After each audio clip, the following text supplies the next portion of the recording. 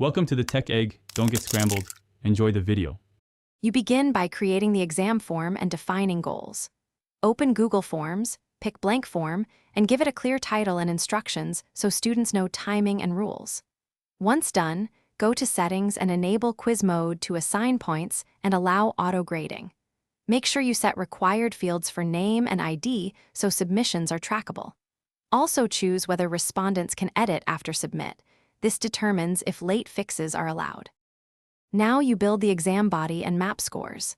Create question types based on assessment goals, multiple choice for quick grading, short answer for reasoning. For each question, set point values and open the answer key to mark correct responses and add feedback. If partial credit is needed, create separate graded parts or use rubric text in feedback. Once done, organize sections with page, breaks to control navigation, and enable shuffle question. Finish by selecting access and distribution, then monitor submissions. Require sign-in or restrict to your domain to identify students, and set a clear deadline in form description and calendar. Share the link or assign via Google Classroom. During the exam, watch the Responses tab or use live proctoring tools.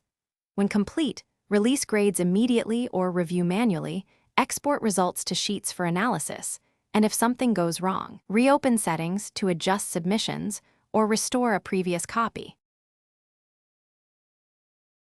Thanks for watching. Consider subscribing if I helped unscramble your problems.